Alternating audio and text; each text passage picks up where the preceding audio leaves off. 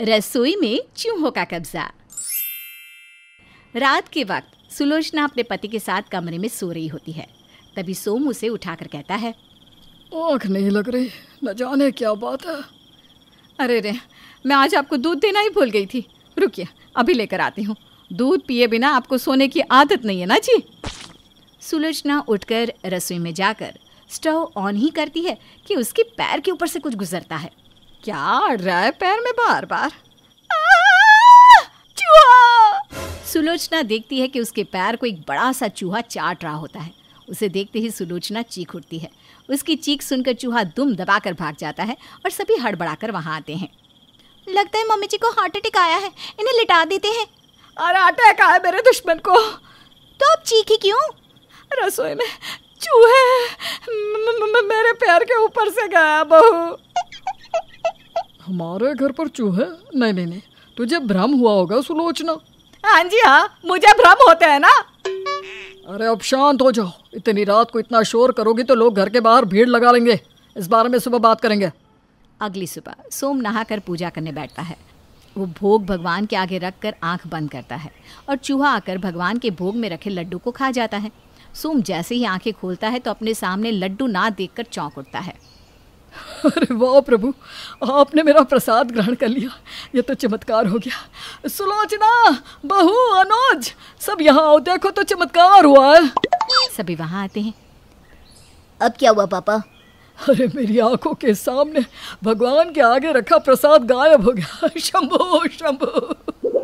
लो, ये चूहों की ही कनी है, मेरा कोई भ्रम नहीं था।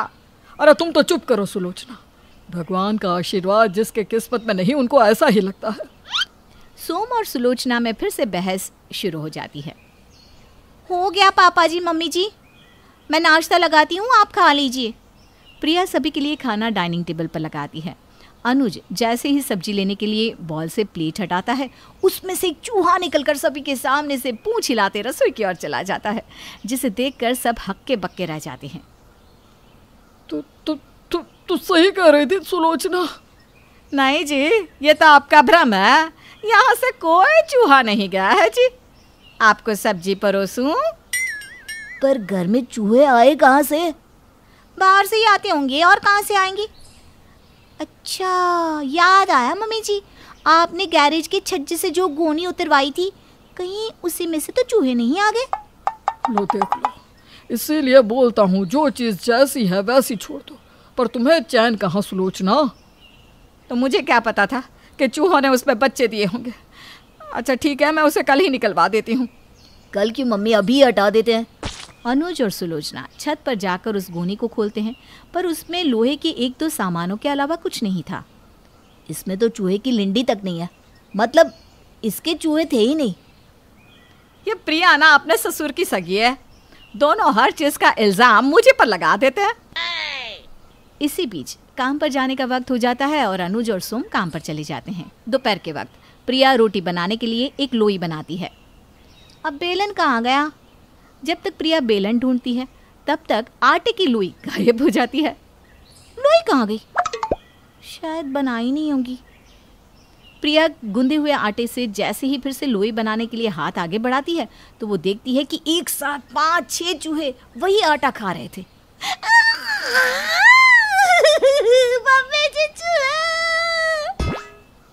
प्रिया भागकर हॉल में बैठी अपनी सास के पास जाकर उससे हाँफते हुए कहती है, मम्मी जी चूहे। तो मैं क्या करूं? तू तो कह रही थी मेरे कारण आए हैं चूहे। मम्मी जी, मैं किचन में अकेले काम नहीं करूंगी, मुझे डर लगता है, आप प्लीज मेरे साथ चलिए। चल। सुलोचना और प्रिया रसोई में जाते हैं और ये क्या देखते हैं कि हर तरफ चूहे ही चूहे हैं। गैस पर, जमीन पर, मसालों के डिब्बे पर, मानो कोई पार्टी हो रही हो। हे भगवान, इतने चूहे माँ जी। हे भगवान, मैं चूहा पकड़ने वाली जाली लेकर आती हूँ। सुलोचना धीरे से रसोई के बाहर चूहा पकड़ने का पिंजरा रख देती है, पर एक पिंजरा और इतने चूहे, कहाँ से कुछ होने वाला था। चूहे आराम से जाली में जाकर निकलकर बाहर आ जा रहे थे। ये तो बड़े शातिर चूहे हैं, पिंजरे में नहीं आने वाले। एक काम करती हूँ, अनुज और तेरे ससुर जी को बुलाती हूँ, अब वो लोग ही कुछ करे। तभी उनकी पड़ोसन बिंदिया वहां से हाथ में कटोरे लिए आती है। अरे सुलोचना बहन, दही मिलेगा क्या? दही? क्यों, आपके घर पर दही खत्म हो गया है क्या? वाह, ये अच्छा है। दही होता तो क्यों आती मैं? हाँ, आप लोग जब भी मेरे घर आए हैं मैंने कभी किसी चीज़ के लिए मना किया नहीं ना। और आज जब मैं दही लेने आ गई तो आप आनाकानी करने लगी। अरे नहीं नहीं बिंदिया, ऐसी बात नहीं है। वो क्या है ना, मैं रसोई में नहीं जा सकती। अरे तो मैं चली जाती हूँ। अरे रुक जा बिंदिया।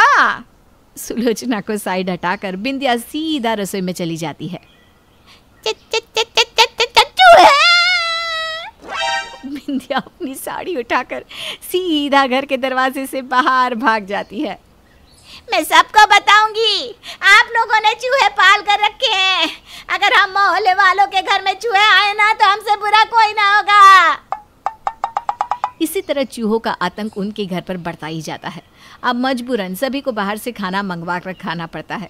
सुलोचना की प्रॉब्लम सुनकर उसकी बहन उसे फ़ोन पर सुझाव देती है। देख सुलोचना, एक काम कर, गोंद का पेपर आता है चूहे पकड़ने के लिए, उसे अपने रसोई में बिछा दे। चूहे उसमें चिपक जाएंगे, फिर सबको उठाकर बाहर फेंक देना। वाह वाह आलोचना, बोलते हुए तुझे शर्म नहीं आई? बेचारे मासूम चूहे, इनकी क्या गलती है? तुझे पता भी है वो पेपर इनकी शरीर की चमड़ी में चिपक जाते हैं, हिल भी नहीं सकते, ना खा पी सकते हैं। मैं इतना बड़ा पाप अपने हाथ से नहीं कर सकती।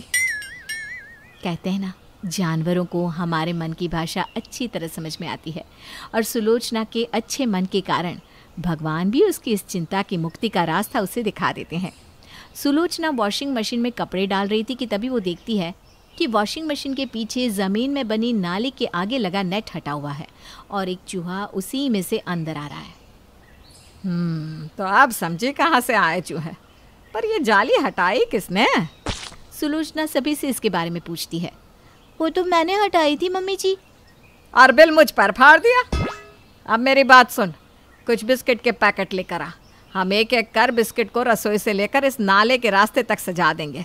चूहे बिस्किट खाते हुए आएंगे और नाले से बाहर निकल जाएंगे। जैसे ही सारे चूहे चले जाएं, हम इस जाली को फिर से नाले पर लगा देंगे और चूहे हमेशा हमेशा के लिए चले जाएंगे। सुलोचना ऐसा ही करती है और चूहे सच में हमेशा के लिए चले जाते हैं। चूहों के जाने के बाद भी प्रिया उदास बैठी थी। ये देखकर सुलोचना पूछती है, अब तो चूहे चले गए, बहू तो दुखी मत हो। उन चूहों की ना आदत हो गई थी मम्मी जी। हैं?